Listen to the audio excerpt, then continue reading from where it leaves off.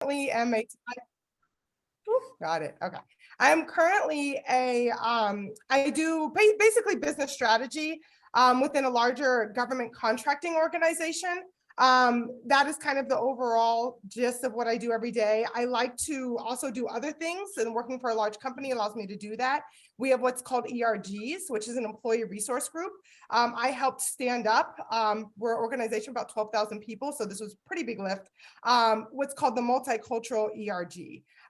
Me and a group of friends stood it up, and it has now created other kind of micro units within the organization, which is really great. We have Black Culture Network, we have API, Asian Pacific Network, Asian Pacific Islander Network, excuse me.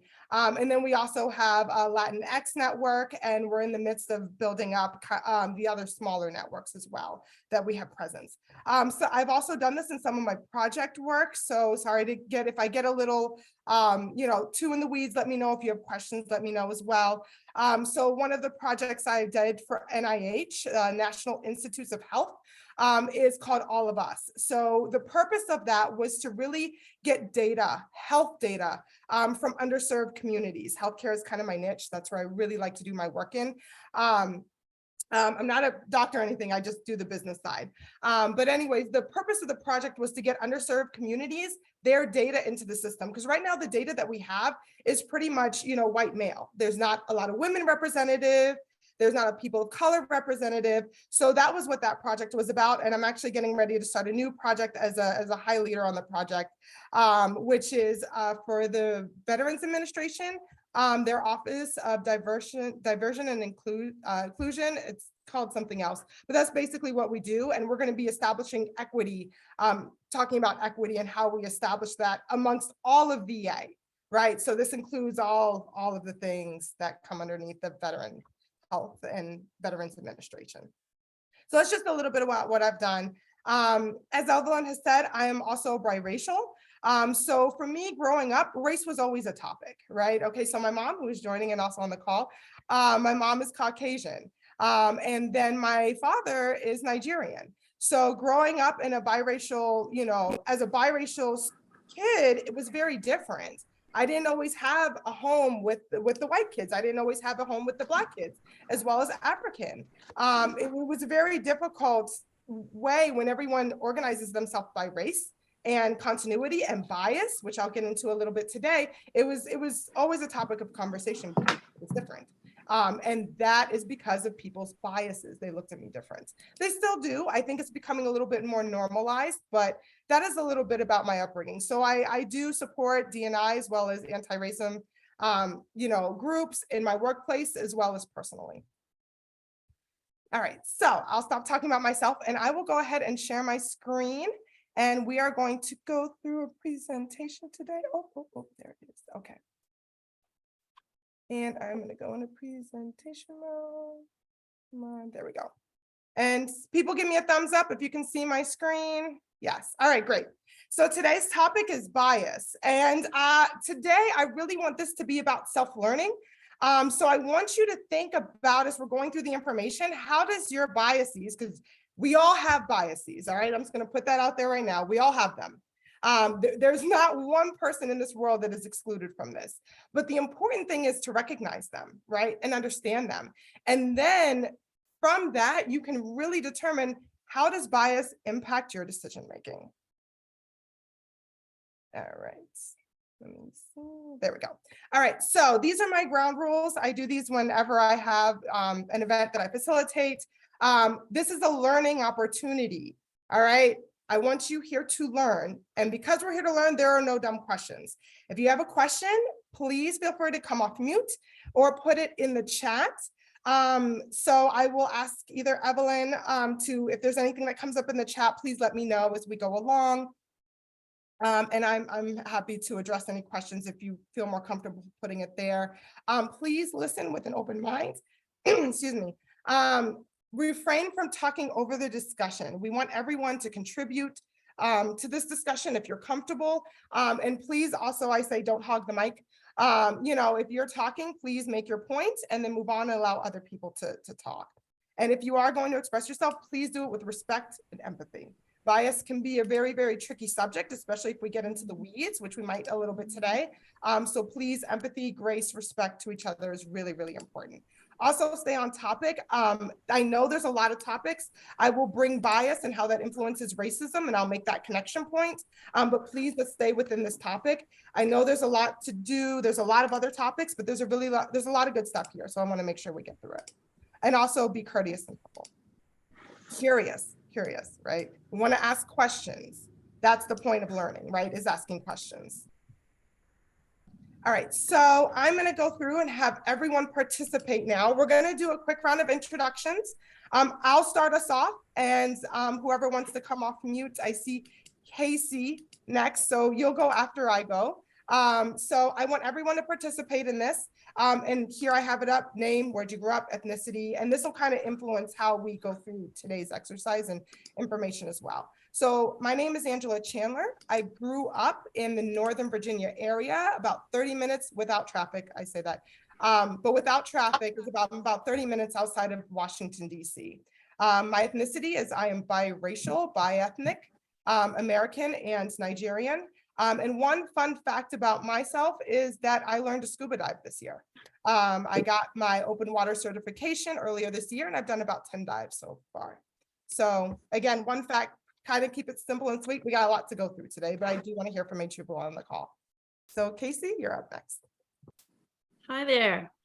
My name is Casey McKenzie. I grew up outside of Chicago, live in Colorado now. My ethnicity is Caucasian, although my Jewish heritage feels like part of that somehow. And fun fact about myself, I raise Shire horses, which are an endangered breed of draft horse. Thank you for doing this today. Yeah, thanks. All right, who's up next? If not, I'm going to call on people. Christine is one of our new members. Christine, you want to go next? I will. My name's Christine Kittredge. Excuse me. As a child, I moved around a lot, so lived coast to coast, but most of my life in McHenry County and in McHenry proper. I am Caucasian, and one fun fact is I took over my daughter's violin/fiddle lessons, and I've been doing it for about 3 months. I'm terrible, but having a blast. So. Nice. Thank you. All right. I can go. This is Sue. My name is Sue. I basically grew up in western suburb of Chicago in DuPage County. I'm in Downers Grove, which was very red until we had a shift in it recently. So that's pretty cool. I'm Caucasian, but I also do have American Indian somewhere in my background. So I'm not real connected to that, but I value having it. And a fun fact, which is about my heritage, I'm actually related to Davy Crockett. So, Oh, that's cool. for whatever that's worth. Yeah. Thank you.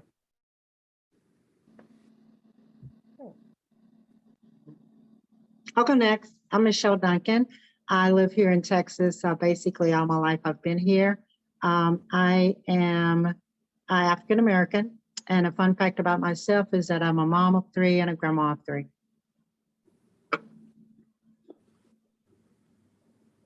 Okay, I'm Bob Schroyer. I grew up in the farmlands of central Illinois. I'm an old white male man. and fun fact is I play tennis and I refuse to start playing pickleball. Thank you.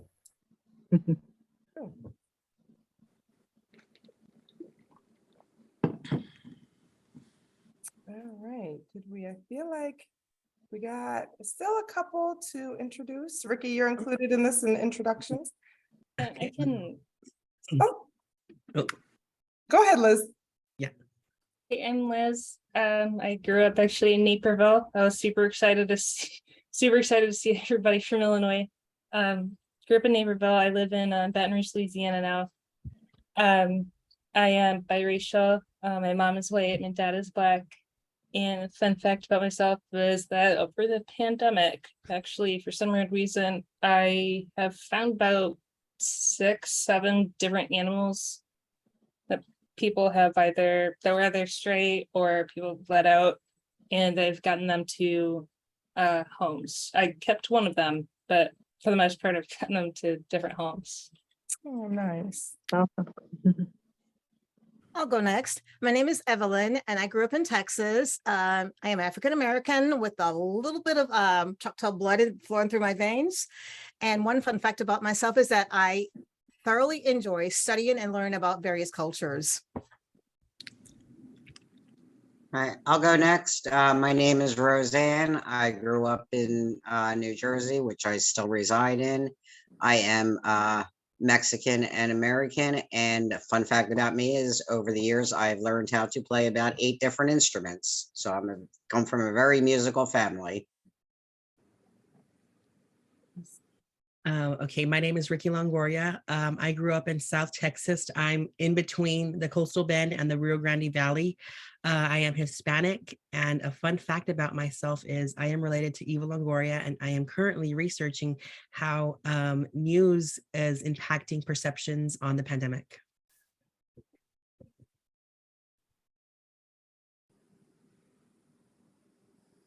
Hey, John, you're next. I'm John Cavalunas. I grew up in Chicago virtually the majority of my life. I'm a Caucasian, and all 4 of my Lithuanian grandparents immigrated to the United States in the early 1900s. And a fun fact, I guess at one time I was in negotiation to open my own ice cream and candy store because I love them both. However, it fell apart, but I still like ice cream quite a bit and candy.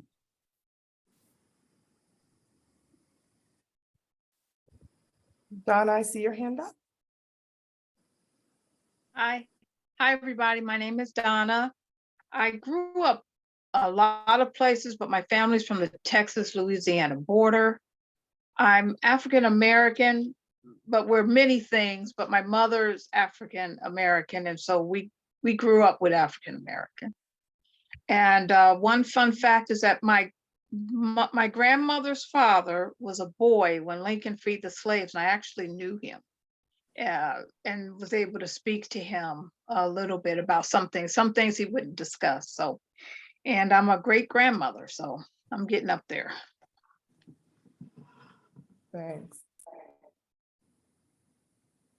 Hope I lowered that. Hello, my name is Suzanne Parker. I was born in Ohio. I grew up in New York City.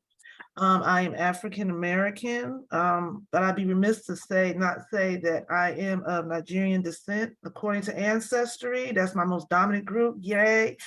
And fun fact: tomorrow's my 28th wedding anniversary. My mother is one of 3. My dad is one of 3. My husband's one of 3. I am one of 3 of my parents, and I have 3 children. And so 3 is just it. And I love to read and I love to garden.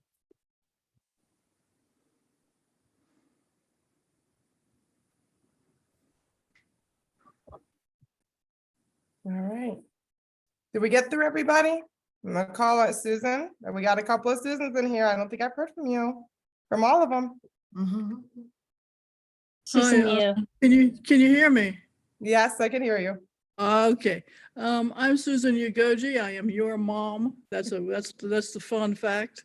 And I grew up all over the United States, in Alabama and California, and up here in this area here. I am Caucasian, and as I said, I'm your mom, and I just recently retired. All right. Thanks, Mom. All right. I just want to make sure everybody's heard. All right. Thank you all for sharing. I was taking notes, and I'll refer back to some of the things you all said as we go along in the presentation. All right. So we're going to do a quick scenario. You can choose to close your eyes or not. I'll leave it up to you. We'll do this for about 10 to 15 seconds. So please, don't take silence. It's an awkward thing. So if you want to close your eyes, go ahead and do so. And I'm going to paint a picture. And I want you all to think about this. All right. So I'm going to use transportation because I feel like we've all done it. And I'm going to give you 2 scenarios. All right. 1, you are going to your local airport and you hop on a flight and you're getting on the plane, all right? And we're getting on a big plane. We're going from New York to LA. Think about what you see in front of you from when all of that experience, from who takes your ticket, from when you get on the plane to going down the jet bridge, to the pilots and the staff that is introduced, who introduces themselves, and then going to your seat. Where do you sit? And think about the people who might be around you. All right. Now you get off the plane and you're going to you're going to your destination. We're in LA, and we're going to hop in a taxi to our hotel. All right. So we've all visualized this in our mind. So I'm going to ask you a couple questions. During that journey of who took your ticket, who scanned your ticket, the pilot, the stewardesses, right? This is a domestic flight within the US. Mhm. What race were they? What age were they? What biases do you have in your mind already about who should be a pilot versus who should be a stewardess? If you're sitting in first, if you pass through first class, who's there versus who's in economy? Yeah, it's mostly white male is what I see most of the time, as far as the pilots, and even the stewardess primarily. Okay. So I have to say, flying out of O'Hare or Midway, I saw a lot of white employees, both from the airport and on the airlines, but flying out of Baton Rouge or New Orleans, there were more Black employees. Okay. So this is a really good example, Liz, of what you're talking about, of like reality versus what's in our minds, right? So, you know, like when you're picturing this in your head, you know, do you go back to an experience, which is one, you know, that's another way you can talk about bias, or as you're picturing it fictionally, what do you see? So this is a very interesting scenario that I use. It involves a plane as well as a car. So when you got in the taxi, who did you see? Who was driving you? What race, what ethnicity were they? How old were they? Was it a male or was it a female, right? And so a lot of these things that you're experiencing, this whole thing is all based on bias, not your lived experiences, but what you're thinking in your head. Your biases influence everything that scenario just brought to your head. All right, so I'm going to jump into bias. There's actually two types of bias, it's conscious and unconscious.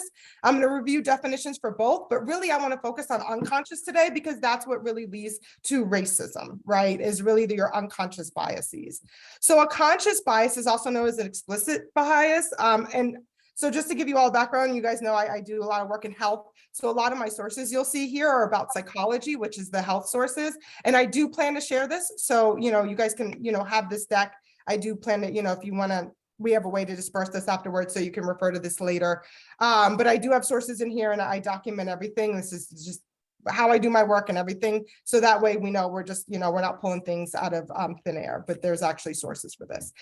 You can see those, I have them footnoted at the bottom. But basically explicit bias helps people with a sense of identity. So when you all talked about your one fun fact, that's a bias that you like to do. It comes from somewhere, right? And it's something that helps you identify yourself, right? You know, we talked about really loving animals. That is a bias you learn from a young age. You know what I mean? Like I heard people talking about, they do things, I think it was Liz Breda, you know, that music, enjoying music, that is a bias. You learn at a young age, either you're exposed to it or you're not. So, you know, I heard Christine talk about her love for the violin.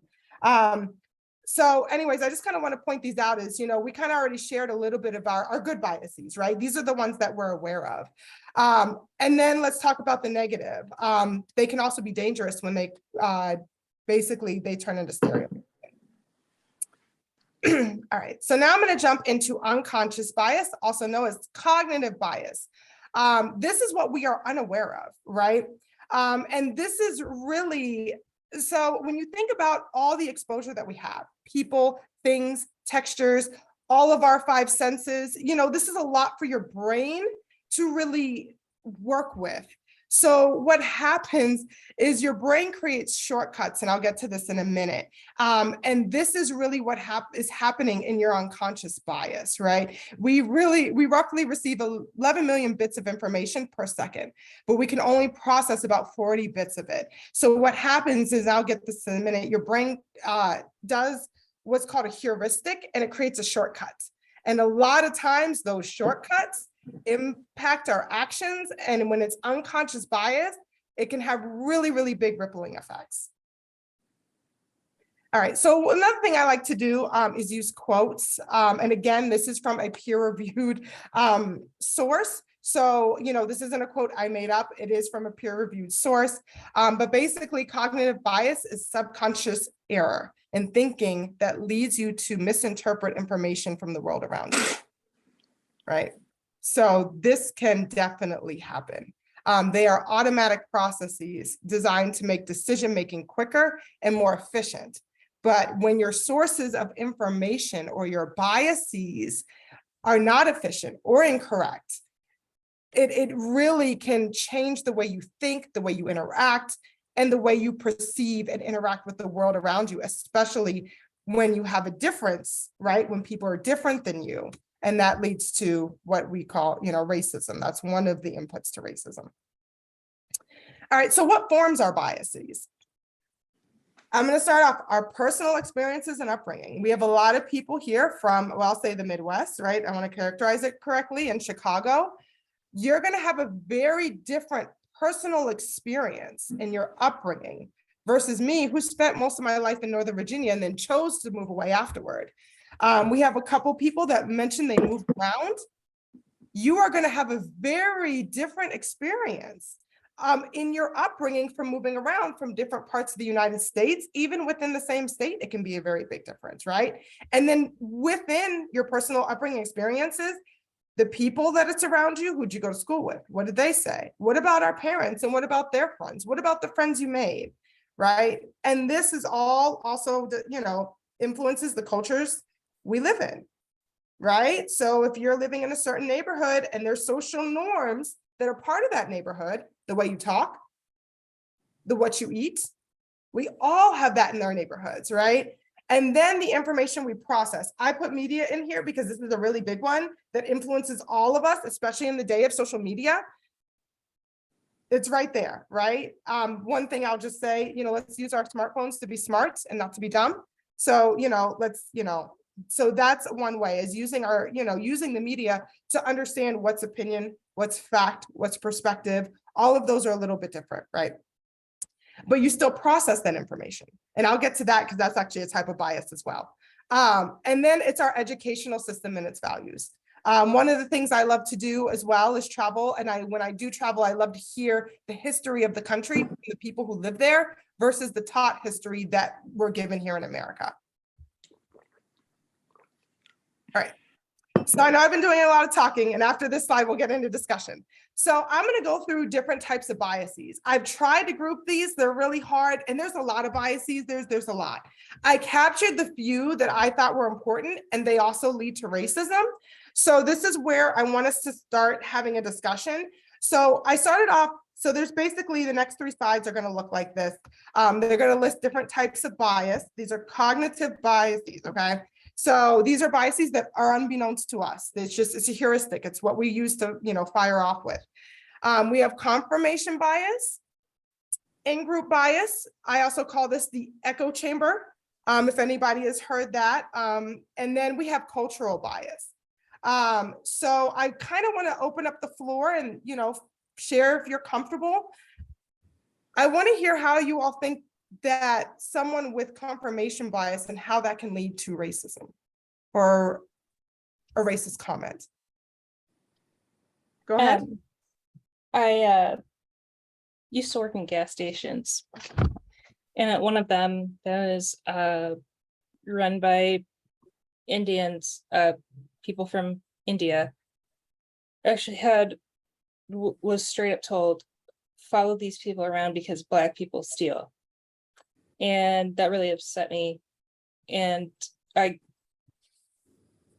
also had that kind of feeling, like as a quick flash feeling when people came in sometimes of the feeling like, okay, these people might be of higher risk to, steal something. But personally, even though I have those feelings and I acknowledge them, I always try to put a damper on that, because I know that that's not actually how the world works. But working in gas stations, those are always a hot spot for, things like theft and robbery. And so that's something that I just, having worked there from a young age, that's just something that I think about sometimes. And I hate that I think that way, but that's something that shaped a bias in my mind. But again, I can consciously say that's not a real thing. So I try and shut that down quickly. I don't want to be racist like that, because I know that Black people are systematically disadvantaged in that way. Like they're always to blame, really, in the minds of the general public. Does that make sense? Sorry. No, it's fine. This is opportunity to learn. So no, thank you for sharing. May I, Angela? Sure. Going what Liz is saying. Liz, on my side, I was taught that whenever you walk into a store, that white people are going to follow you. I've had that happen. As soon as you walk in, they follow you. And I think from my end, it contributes to an anxiety, lack of trust of the system, which is predominantly white. It leads to a defensiveness. It even is into the 90s, the early 90s, because I was taught by my mother, if you want to be waited on, you had to go to the counter and stand. And even in Macy's, when I lived in Atlanta, I would have to walk past Macy's because I had to determine if I had the time to stand at the counter and wait for a white person to come in and see what I wanted. So I've waited as long as 20 minutes in a counter in the 80s and early 90s.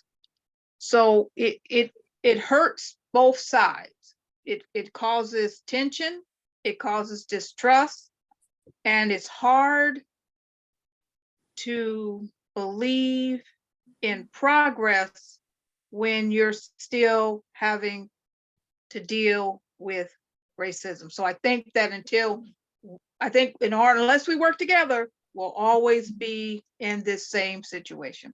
Yeah. Me not trusting and unhappy and stressed out, and then you feeling pressured to be something that you're not, and to buy into that white supremacist attitude. Which is a bias. It's a biased way of thinking. Yes. Right? So taking it back to this, it's bias. Yeah, Thank you. I want to follow up on something that that Donna was saying too, as far as be watchful when you walk into the stores. It just happened to me yesterday, actually. I went into a boutique in the town where I live, and it's one that I frequent often. I'm not buying stuff all the time, but I frequent often. But when I walked in, I noticed that the person was, I've not seen her before, because people in that boutique know me by name. And so I walked in and I, looking around, touching things, and immediately she came up front to where I was. Didn't say anything, but I'm thinking, oh my gosh, I think she's actually watching me. And I checked my purse to see, is it big enough to put stuff in? And it wasn't. It's just that mentality of, does she think I'm going to take something? I always pay for my stuff. Then I tested her. I said, I don't think I'm going to buy anything today, but thanks anyway. I walked outside. Well, on the sidewalk, there are sales racks. So I got in my car. I purposely went back to the sales rack to see what she was going to do. She came outside. And I got in my car and left. And as long as she's there, I'm not shopping there anymore. It's just the way I feel. I just want to see, especially. I just wanted to say that along with my bias coming from working in gas stations like that, and the people who are especially racist, I dealt with the same thing because I don't necessarily look completely white. I think it's a thing for people. So I've also had that happen where I can go to, if I went to the mall and went to Victoria's Secret, I have people on me all the time. So that's definitely something I've dealt with before. And more importantly, I was always upset because I'm lighter. If I was going anywhere with my dad, who's very Black, people always looked at us strangely, especially if it was with my sisters. They were like, is this man doing something weird with these kids? And I'd be like, no, that's my dad. And so that's another thing that comes into play with it, and people just don't understand what being biracial is, I guess. Yeah, that sounds to me like cultural bias, because their family might be more homogeneous, all the same color, or within a couple shades, I'll say that. And so because, it's different, it's exotic, it's outlying, it's abnormal to them and their biases that they perceive. I understand this, I'll just say that. Ricky, I see your hand up. Yeah, excuse me, just piggybacking off of everything that was just discussed, from a communication perspective, as a communication scholar, I took an intercultural communication course last semester, and I learned all about these different biases. And I was one of the only Hispanics in the classroom, and the professor walked in one day and asked how we were doing, how our classes were going. And a white student, said he was taking a Spanish class and he was having problems with it. And he goes, it's just so beaner. It's just so bean. And that type of microaggression had a negative effect on me because I felt, subjected, like he was thinking that Hispanic, just because Hispanic. I'm sorry, Ricky, what did he say? What did the man? Oh, he said he was taking a Spanish course and that it was so beaner. It was so bean. So he used a microaggression to, sort of belittle Hispanics, and I felt targeted as one of the only Hispanics in the room.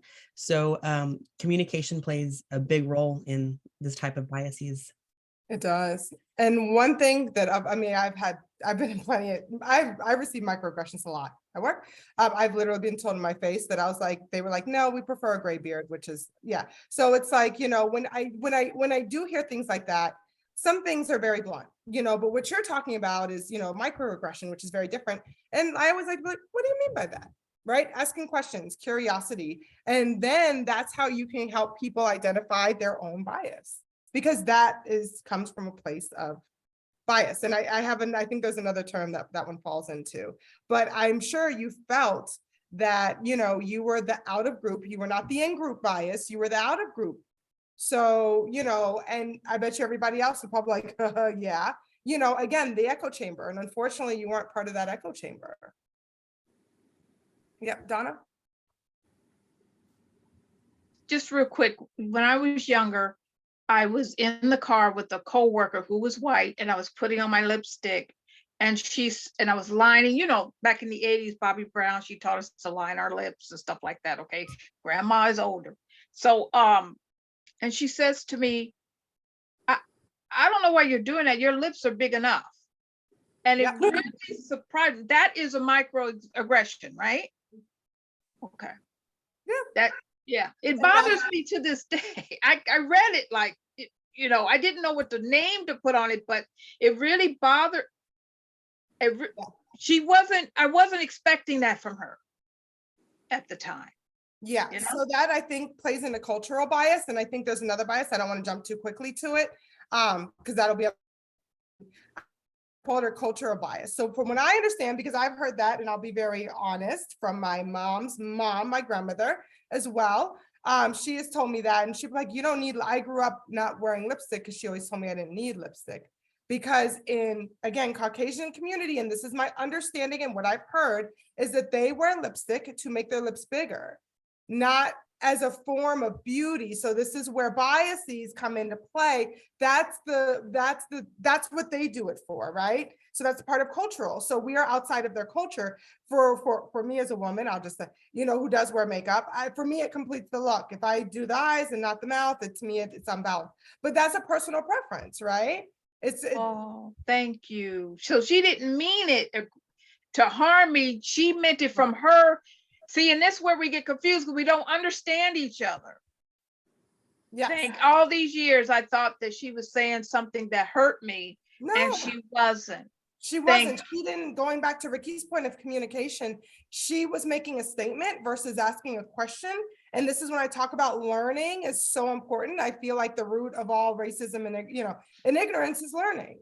You know, use your smartphones to be smart. You know, I'll, you know, age myself a little bit. I'm an elder millennial. I grew up with a cell phone, not a smartphone. There's a difference. So, you know, it's, you know, also look at where your sources are. You don't want to be stuck here in, you know, confirmation bias. When you're looking at things, look at both sides.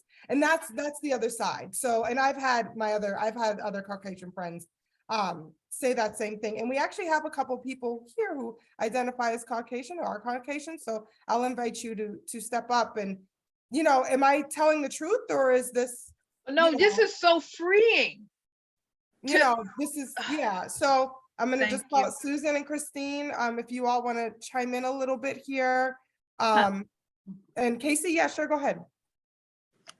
It seems, it could have been, but also like, seems pretty, don't say that. I mean, like it would be perceived as racist. If you had a clue, maybe it was innocent, but maybe a little of both or just cluelessness. I don't know. It seemed pretty shocking to me that someone said that. What I find in my area, it's so ingrained in people, and my community looks like me. Not much diversity, and it's so ingrained in people, they don't even realize certain terms or sayings and things. And even I've done it. And then I stop and think, I'm like, what's the history of the saying? And then I'm like, oh my goodness, that's not right. So it's, people need to be aware. And sometimes it's just so ingrained. They need to do things like this and have these discussions and talk to different people and have that open communication. So I just find it so ingrained. And fortunately, when I got to the working world, my world became more diverse, and just through experiencing things and people, you know, that's helped me. And then my workplace, I work in insurance industry, which typically isn't that diverse. You know, as the generations, as we kind of go on, we're doing a better job. And my company does like this unconscious bias training, and we have inclusion and diversity and all of that good stuff. So that's kind of helped me a lot. But and some people, many people I deal with in my town, it's so ingrained that I'm just speechless, where I just have to, you know, hopefully explain to them why the sources of these things, why it's not right. And it's tough, but I'm trying to do better. With myself and my family and my daughter. Yeah, but I think a good way to start talking about that is this is the root, right? To me, well, there's a few roots, but bias is one of those. Somebody made this stuff up along the way, right? And we just kind of take it and reiterate it, and we don't check it, you know? So it just continues, you know, it becomes a part of our learned behavior. So, you know, and that's, you know, that's part of the cultural bias that's passed down and also in group. You know, if someone has a very differing opinion than you might, or look than you that you're not used to, you might pull away and say, you know, I prefer to be over here with someone, you know. So this is really how it influences our everyday. All right, I'm going to jump to the next slide. We have another set of types of bias. So one is the fundamental attribution error. That I'll give you all. I know there's a lot of text. I'm sorry. I usually don't like a lot of text, but I did these slides so you all could also have them at the end and refer back to them as needed. But I'll give you all a minute to just you know, go through. This is, to me, I try to group these again as a little bit more about yourself. All bias comes from yourself, but the other side was also about a lot of external factors. These are kind of internal factors that influence bias, right? Your mood, the way you view the world. Whether it's self-serving, if you're in a good or bad mood, decline bias. Again, that's based on how you live, where you've grown up, your experiences. Decline bias is also, to me, change over time, whether it's a neighborhood or, I do decline bias. Like after, being in the area that I've seen, outside of DC, it's grown exponentially. And I'm like, this isn't a good thing, but it is. I don't know if it's a good thing or bad thing. I can't say that. I just know that it's changed. And I'm like, oh, I still mess up going to, certain directions because I'm used to the way the old highways worked, but I can understand when you have bigger societal changes, how you can feel. Ma'am, yep, go ahead. The self-serving bias, would that also be the just world hypothesis that you might learn in philosophy, that people get what they deserve? Yes. I wasn't going to say it. Thank you for bringing it up. Karma is another way to look at it, right? A lot of people believe in the karma. If I do good, I'll get good. I think there's a little bit of truth to that, but this does not hold true 24/7. It just doesn't. You can be a horrible person and have a lot of money and be able to continue to do horrible things or have a following or a backing. And, again, those horrible things are based on perspective, because that person who's doing said horrible things really thinks that X is, should happen to them. So this is when, challenging biases and assumptions and understanding the root, because a lot of these are also, they relate to each other. You know what I mean? You can have a self-serving bias and be in a good mood or be in a bad mood. And think about how when you put those two together, again, heuristics, right? Your brain is taking shortcuts. So it can clump two or three of these things together. And now you have like a super bias, right, coming out. That's not a formal word. I just, I use that. But but yeah, that's kind of what happens. You start these two, multiple of these come together, and it can be a disastrous day for someone on the other side of the fence from you, other side of the tennis court. So, and vice versa, you might be on that other end as well. Does anybody have any thoughts or comments they want to share about some of the biases shared in the slide? Yeah, see your hand go up, Bob. Yep. Yeah, it strikes me that this decline bias stuff is essentially what Republicans are working on right now, in terms of saying, these minorities are coming in and taking over. We had a black president, for God's sake, what's next? And people are trying to go back and have the old 1940s or 50s or whatever the heck they want, because that was better somehow. And it wasn't as threatening as what we're facing now. And it's kind of scary that it's not just happening, it's being reinforced by politicians these days. I think it's a scary kind of thing. Yep, and that's a form of bias as well. So yeah, to see how it plays out in politics. Thank you for sharing.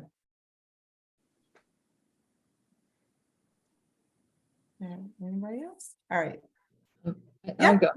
There's something, because I'm watching how our schools are being attacked by the right wing and misinformation and all that kind of stuff. And when they're just preaching that they have no bias and they want to get rid of, inclusion, and stuff like that. And it's pretty scary to watch it, but they're kind of using kind of a counter bias or something, in the language, that we're all wrong and they're the ones that have everything, and they want to deny students of learning. And that all comes from their bias. And the political world right now, as Bob said, is just absolutely crazy. So. And I'm glad you brought that up, because there's a bias on the next slide that's going to talk about exactly what you're talking about. Oh, cool. Good. No, this is good. I love this coming out, because it shows, that, you're getting the concepts and you're identifying biases that, I'm not even bringing up. Because like I said, there's a lot. There is a lot. So I'm just sharing a few. And if you're interested, there's plenty more. There's more. Okay. Oh, yes, there's more. These are kind of the main ones that I pulled because I feel like a lot of these, again, this is an anti-racist group, so I want to make sure I'm catering to the topic. These are what I see as, that lead to racism. Some of the main ones that lead to racism. So. All right. Any other comments or thoughts about what's on the slide before I jump ahead? Let's scroll through and make sure we covered everyone. Okay. All right. I'm going to go to the next one. So there's a couple of biases that I think a couple people brought up. So one, I think Liz brought up the anchoring bias. So you received a piece of information that said that Black people are bad. And now you make I try to use examples on here that are non-racial. So it gets your brain thinking because I don't want to lean either way. But I think what Susan, you were just talking about is actually the Dunning-Kruger effect, is they look at bias as this very simple thing, right? Like, it's like, I don't see color. Well, that means you don't see me, right? That's a whole other topic. I don't want to go there because I said we wouldn't, but that plays into that. They think bias is this one thing. And as we can see, it is very multifaceted. It is a very deep, very, very deep rooted topic that impacts everyone. So to me, the fact that they're like, oh, I don't have bias, that's not true. To me, this is, you don't perceive the concept or event properly. You're looking at it to be simplistic because their knowledge about it is simple or lacking. Well, I think they're also using it to make everybody else wrong, Yeah, it's just, yeah. Yep. It's nuts. And I often wonder, Angela, how much does fear and denial also play into that? How much, I mean, it's almost like they're trying to resent what actually happened in history. And this is the process they're using. Yeah, so that's anchoring. They received a first piece of information, whether it's from a family member or a history book, and they're using that to refute what's happening today. That's also, oops, sorry, I jumped ahead. That's also decline bias. So both of those, remember how I said, like, you can have more than one, and now we go into like these your biases snowball. So, yes, a lot of that. Also, denial is what I call a behavior to learn behavior, right? So when you have parents, and this goes back to the beginning, how you're brought up, your influences, I'm going to scroll back real quick. Right? The cultures and social norms. If you grow up, and I was actually having this conversation with a girlfriend who's, unfortunately suffering from anxiety, and now she's noticing her child has it. Her child has not been clinically diagnosed with anxiety, but she's learning those norms from her mother. And so this is when those denial, those are behavior traits. You learn them from somewhere, right? You learn them. The cultures, if that is a social norm of where the town that you live in is to be scared of the outside world, that is a norm. That is a norm that feeds your biases, and now it cultivates into part of who you are. Does that help? Trying to connect all the dots here, so hopefully that helps. Right. So that fear comes from somewhere. Check it. Where does that fear come from? Like, first, I'm just going to throw something out there. I have friends. I have 2 Doberman Pinschers. They're big dogs. They're the sweetest dogs. People are scared of them. People will cross the street. That is a bias. Where does that come from? Where is that coming from? Have you been bitten by a dog, specifically a Doberman? Like, let's start checking these things. And this is kind of what I was getting about with learning, right? Where do your assumptions, where do your biases, where do your thought processes come from? Stop that heuristics just a little bit, slow down just a little bit and start checking these things. You know what I mean? Like it's, this is kind of like the self-awareness. Think about who said what and how it impacts, how you live today. Casey is showing something. I want to know what that is. What is that, Casey? Black and tan Dobie. My Doberman. Dressed up like a goofball. Just wanted to, yes, everyone's scared of him. Yes. And as you know, they are Velcro dogs who love their humans. And, as long as you don't threaten mommy or daddy, you'll be fine. I promise. So yes, you understand. All right. Yeah. I don't know. I'm listening to this. This is very deep, and I'm relating it to my different experiences as an African American, also as a teacher. Some things are just about safety, you know. I don't like pit bulls, and because of pit bulls' reputation, what they do. My father taught me, and he grew up in Jim Crow America. You know, he was watching, it was an incident happened many years ago when I was a teenager, early 80s, where a Black man was beaten to death by white people in the community. And he said to me in New York City, he said, you must always know where you are. That's not being, I think that's a matter of being safe, knowing where you are. Just because he said this man is dead because he didn't know where he was. And, you know, so what I'm saying is that some things are just a matter of safety, awareness. It's also been said, and I agree 110%, being Black in America, you cannot afford to be colorblind. So therefore, I just feel that, you know, it just all depends on where you are. As a white person, you see life differently because you have not experienced those biases. But when you're Black, you've experienced those biases, or somebody in your family has, your friends. I'm impacted by what I'm seeing on TV. So I think it's a matter of, it's not just, I'm just afraid because of this, it's some things is real. Some things are just real. I'm sorry, I just had to say that. Yep. And some things are real. You're right. And I think, you know, also safety, that is based on the perspective. That's a lot of, you know, perspective. I use dogs as like an external thing, but yeah, you're right. It is, yeah. And that goes into, that doesn't follow in bias, but it does go back to things that form our biases, right? Yes. Cultures and norms. Yes. If that is a norm of that area, sundowning, whatever you want to call it, right? We know about, you know, those sundowning counties. If that is a norm, or it's an old sundowning county that has, you know, that has a lot of decline bias, right? That's how we end up with an area that still believes that's okay. Right. And another thing, those group, they'll also, that where that location is, they'll have confirming. They are going to be their own in-group, their own echo chamber. They're going to have a lot of confirmation bias, and it's going to be different. And they have cultural biases.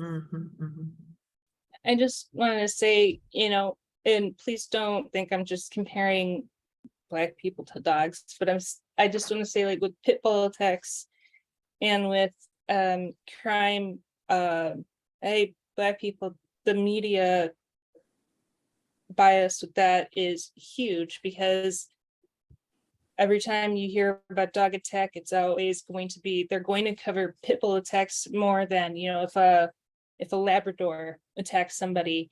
And for crime, they're always going to emphasize the Black people who are committing crimes. So that media bias is huge. And that's how we come to believe that, you know, that all pit bulls are bad, or all Black people are bad. That's how we get that kind of bias, because the media just, that they know that's what's going to sell. Yep. And feed the biases that are already there. That's a really good point.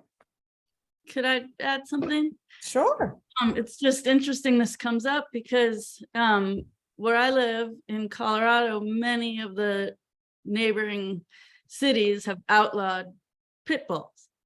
And so the one of the shelters where I used to volunteer was getting all the pit bulls in one of the cities where they're allowed. And now there's these huge campaigns, and it's part of our like state politics to be like, wait, this was media bias, pit bull, you know, these huge media campaigns about like, don't be against pit bulls. They get it's just interesting in this context.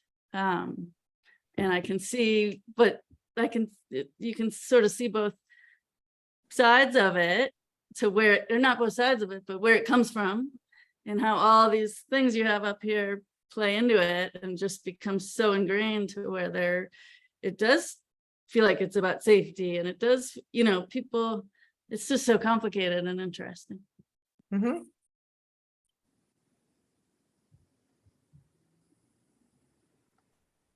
I'd like to add that my sense is that the goal here isn't to end all biases. It's to understand what biases we have and how they affect us and how it affects people around us. I mean, my assumption is that we can't help but have biases. That we're all going to have biases, and the issue isn't to get rid of them. It's to acknowledge them and be clear about them, because they will unconsciously affect how we behave towards other people. Yes. The media one for me, it has to do with, I live in the Chicago suburb, and every night on the news, of course, they have crime programs. Or the news has stories about criminal behavior, mostly in Black neighborhoods of Chicago. And people focus on that and use that to have this bias about what it's like to be living in Chicago. And on the other hand, when they show news reports about the block party where 100 people are out on the street partying together and dancing and cooking barbecue and all this stuff, what a great, glorious kind of experience in Chicago. But they don't focus on that. They discount that because it's not the model, the bias that they have about Chicago. I mean, it's such an obvious distortion of what life is like in urban situations. I mean, it's crazy, but it's a bias. Yeah, and it's not just the media. I mean, we blame the media for a lot of stuff, but it's like it's also what happens on Facebook. What happens? Yeah, I use the example of the NRA and gun manufacturers. They want to instill fear in the suburban people, so they go buy more guns. That's their goal. And it's not just the media that does this. When all of a sudden we had the Highland Park shooting, and all of a sudden you've got some Republican candidates going out there and saying, Chicago, and they showed the Black people, of course, and this is what's going to happen to the entire state. And that's the message that they get. So my head's going to explode one day with all the stuff, but it's really just horrible. It's horrible. And the motives of it. So. I just real quick want to add to that, the media portrayal of violence in Chicago is so thick that when I got my first job here in Baton Rouge, the manager that interviewed me, his first question was not anything that had to do with my resume or my past job experience. He asked me about crime in Chicago. That was his first question. So that's yeah. Can I ask this question about bias? Because this is something that happened to my daughter about a year ago. And my husband and I was shocked, and I knew it was a bias, but we're like, what? She went to interview for a job at Chick-fil-A when she was 17. Her dad took her. And like I said, we've been married for 28 years. And my daughter saying she sat down with a white manager, and he asked her, which was so strange to us. He said, "Are your parents together?"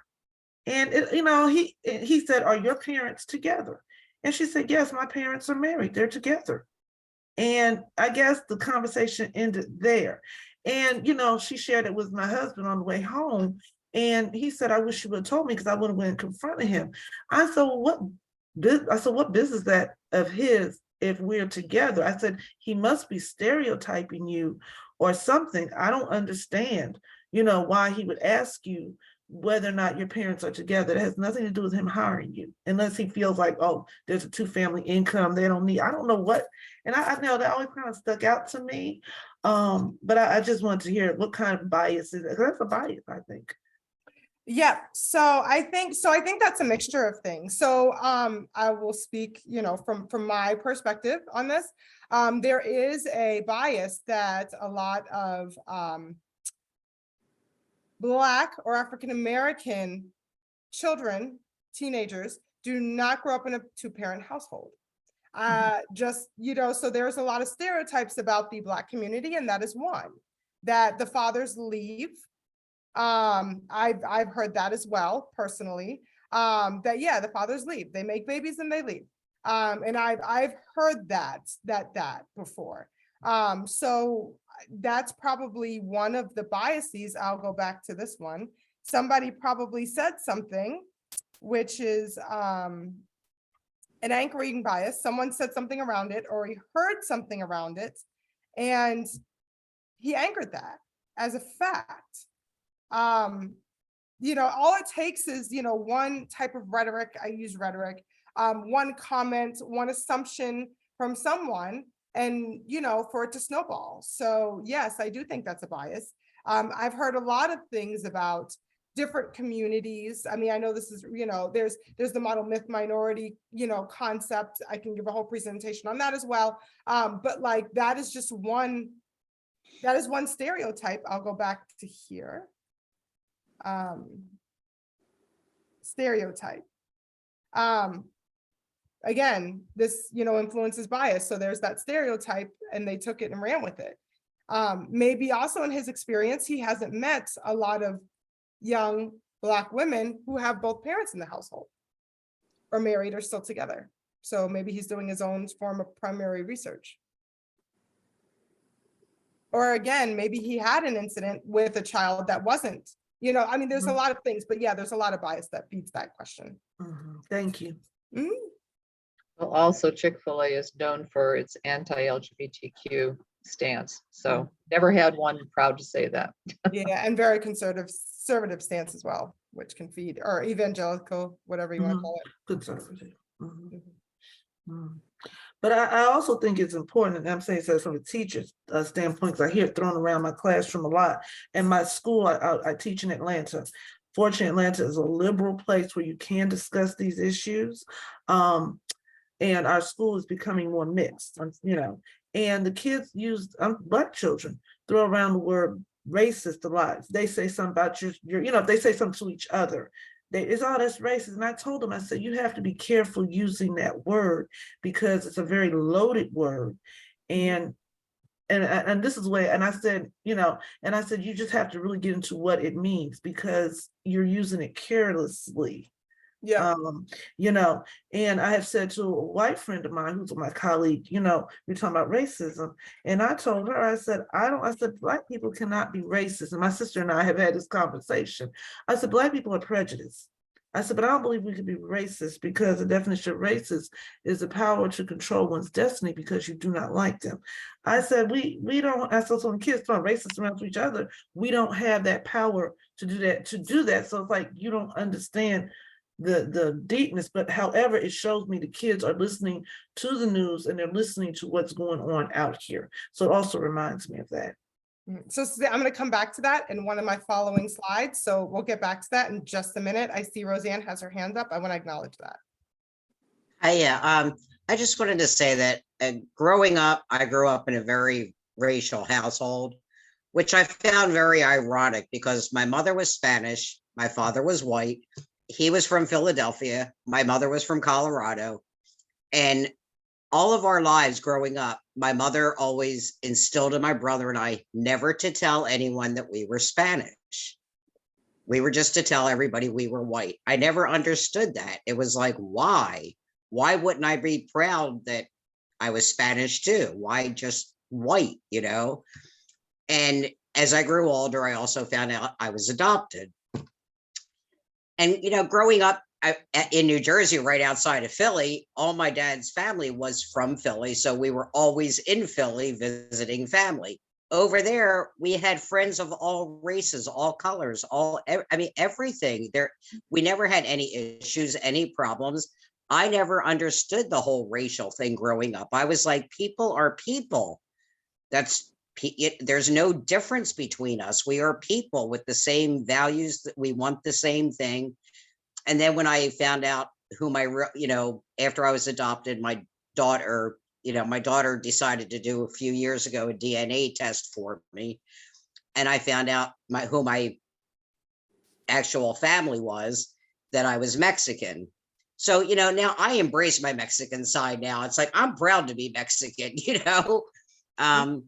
but I just, and then I'm also a lesbian, and I had an African-American girlfriend, which I brought home to my parents, which, they didn't mind, but then my mother would make comments like, we were here one time, we were watching the news, and there was a report in Philly about, a murder.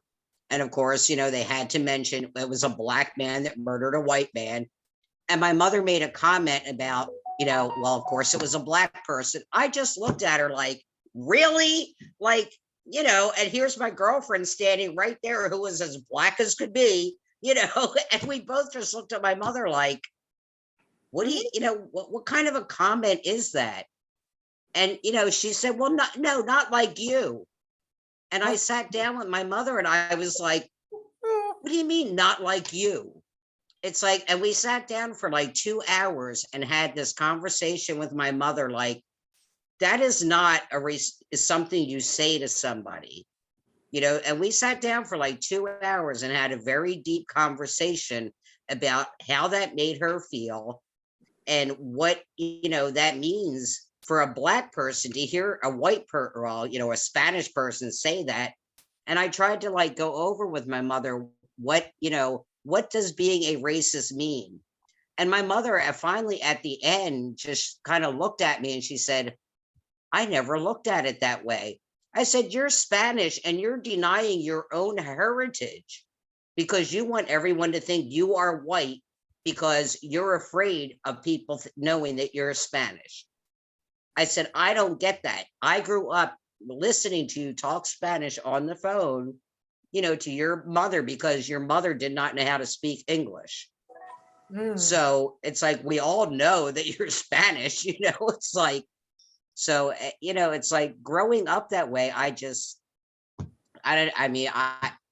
lot of people are like, well, how come you never turned out that way? It's like, because I never agreed with it. I never agreed with looking at people in a racist way. I just always questioned it. I just never did, so it was just the way I grew up. I just never understood it. And then once I found out I was Mexican and started being proud of that, I noticed people at work who I've worked with for years started making the jokes about, Mexican people and all that. And I just turned around and worked one day and was like, really? I'm the same person I was 2 years ago when you didn't know I was Mexican and you never made a joke about it. Now, all of a sudden that I'm Mexican, you want to start cracking the jokes and saying all this stuff about Mexican people, So I turned around and said, guess what, people? I'm a lesbian too. So go ahead, say what you want now, Yeah. So, it's like the experiences that you get when people find out different things about you is just, it astounds me every day. It just astounds me. It does. And it sounds like a lot of what you dealt with, they didn't want the cultural bias, so they denied it, your mom. Right. And then you were not part of the in group. For whatever reason, you decided no. Yeah. And so, yeah, it plays a lot into, to the right. Yeah. All right. So I know we are getting, so I know we talked a little bit about racism. I put this in here and I'm really glad I did. So again, I like to use quotes. These are direct quotes from, as you can see, Health Affairs is a very, very popular healthcare group that I'm part of. I read their stuff like kind of every week. They talk a lot about inequities. So I'm sorry for like the focus on healthcare. It's just my nature and where I work. So it's easy to use those. You'll see two of the sources are healthaffairs.org. And the other one is AMA, which is the American Medical Association. So when people throw around the word racist, I feel like that's hard. Suzanne, you made a good point about being raised, that actually refers to caste. And I think this group did the talk on caste and class. That, kind of gets into there was have and have nots. That's, but these are kind of like the expressions I use. I like to use it. And so I'll give you guys just a minute to, kind of take in what's on the screen. I know it's a lot of text. But I like to see racism not as a racist person, but more of a system, right? Systemic racism and structural racism, right? And I know that we've heard these terms before. So instead of throwing around, oh, you're racist, no, no, no, right? That's a plug, right? So when I think about this and going into psychology, now you've attacked someone and they're going to be on defense to attack you back, you know, and now we're just, here we go, right? And you don't want to do that, especially with these topics that are already very sensitive to begin with, right? You want to talk about things as, you know, well, racism is higher, it's bigger, it's a system, right? It's a system of biases, policies, bias influences these policies and practices throughout a whole society or organization, right? So when you think about, you know, going back to some of the biases, the in-group biases, the echo chambers, the cultural norms, you know, a lot of that influences what creates a system. And America and the world is full of systems, right? The healthcare system, that's a whole nother debate. It's not really a system, but I won't go there in this conversation. But it is, they form systems, right? We have a capitalist system, we have a democratic system, you know, they're all systems, right? That we operate in. We live in if you live in a neighborhood, or if you live in general in some type of house, you're in a system. Whether even if you're in a rural area, you're part of the system. You get electricity to your house, you get water to your house, you get cable, hopefully Wi-Fi. If the broadband system has made it to you, it's all systems, right? So when you think about systems and all the systems going on around us, racism is very fundamental as part of that system, because a lot of the policies and practices is why representation matters, were, you know, made on personal biases, personal perspectives, personal wants, so on and so forth, that were derived by biases. So that's how we've created, that's just how it was created. So, you know, so when I hear people going back and forth about racism, I know it's harder to do with kids because they don't quite understand those concepts, but I don't really go into, I mean, yes, someone can be a blatant racist, but to me, I'm like, so you're contributing to a system that oppresses people. And that's how I kind of address it, because it's not so attacking, right? It's like, okay, so you have these viewpoints, and so you're in agreement that these people should be oppressed. And now I get to have a conversation about your you know, your cognitive bias versus, you know, just your stereotyping.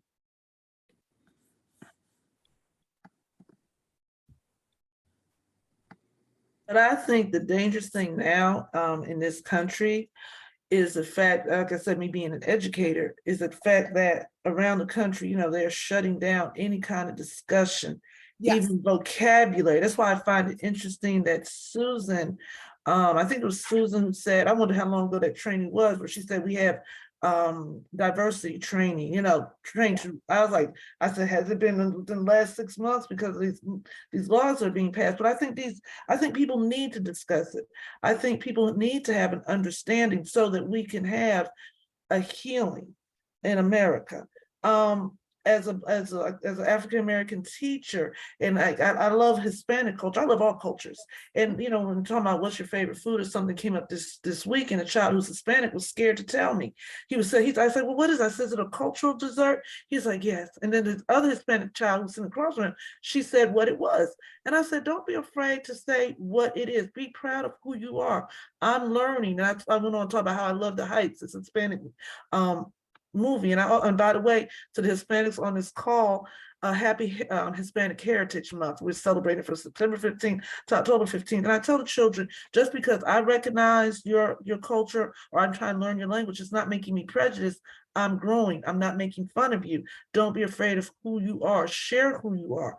This is safe. I do not allow the children to attack one another because of different races in that room. And I think that's so important to address it when it comes up. When they're ashamed of who they are, address it. When they say something that's prejudiced that might hurt someone else, address it. You know, address it, because that's the only way you're going to grow and to learn. There was a situation, a child, and I was like, that's not prejudice, that's what he's observing. A white child said in another class, oh, black kids are always doing TikTok. And the teacher felt he was being prejudiced. I don't think that was prejudice. He's making an observation. They're always doing TikTok, but people didn't know how to handle it. So I think we have to learn, black, white alike, how to have a discussion. Yes. And I'll just end on this. I had a child, this happened like in the spring. One child started, saying the word cracker, and it was a predominantly it was a black child that said it in a room that was predominantly white. And a black child rushed up to me, Ms. Parker, did you hear? Did you hear? I said, yes, I did. So I shut down class and I explained the root word of cracker. I didn't go too deep, but I said, you know, it did come from slavery. It was like a job, like being a manager. So it did not have original intent, was not bad. A person would say, yeah, I'm a cracker, because that's what I do. I said, but now we cannot use that because we understand it's bad. So know the root of the word. And we're not going to do that because everybody is welcomed and loved in this room. Nobody, no parent ever called me. Nobody ever came to me, and it was squashed. But they have to have an understanding. What is the root of the word? And I did have the council come in, you know, just to back me up what I'm saying, you know, just to know I wasn't saying anything bad. This is where it came from. This is why we shouldn't say it. And everybody is loved and wanted in this room. Everybody's welcomed. And we have to be able to be bold enough to say that. That's, I'm gonna shut up now. Actually, Suzanne, what you're talking about is a really good thing. So I actually have a good friend of mine who just got her doctorate, and she did her whole, you know, she did everything on this. It's called the critical race theory. It's pretty sure what you're referring to. It's been outlawed in Florida, and other states are looking at outlawing it. She does trainings on this. So I was going to say, if you want to invite her in to help teach your staff how to, you know, deal with, because this is what she does. Like, this is what she does. And so if you're interested, I can pass on your information to her and you all can connect and talk about maybe doing one. But yeah, she works with different teachers to help them talk about this subject. She specifically works with kids who have special needs. That's, you know, especially in that, because, you know, kids who have special needs really, really fall below the standard line. So if you're interested, I can make that connection and see if there's an opportunity there. But anyways, yeah. Okay, thank you. As much as I hate to. I know, I'm looking at stop the time. conversation. I have to tell you, this has probably been one of the better discussions we've had. This is awesome. And I am going to ask that you come back, Angela. Oh, thank you. I'd be happy. Absolutely. I feel like we need to have a follow-up or a continuation, actually. Sure. Would you be willing to do that? Yes, I would. I also want to say I have just one more. I have a whole bunch of links. And as I said, you're free to share this deck with the group. I'm just going to go through these real quick. So this is called implicit. It's another way of measuring cognitive bias. So this Harvard actually put this out. If you haven't taken this, I really suggest that you do. It will check you on your own biases, especially when it comes to race and culture. I also have some other sources here. I love TED Talks that talk about optimism bias. I am not your Asian stereotype. This is the model minority myth. I could come back and present on this on its own. And then, yeah, this is about, again, norms and about how the medical system fails Black mothers. And then also how to unsmart your own unconscious bias. So I do have some sources in there if you want to learn a little bit more in depth that I can share with the group as well. And then that's just my information. So you want to contact me. Miss Evelyn, are you going to send out this presentation to us all, or should we have been writing those down? Oh, no, it's I recorded it. It's going to be on YouTube, and I will send everybody the link. And if I don't send it to you, Casey, please remind me. Okay. Yes, please. But it's been recorded, and I'm going to stop the recording now. Okay. Okay. You guys have just been awesome. Thank you so much, Angela. Thank you, Ricky. I'm going to pause it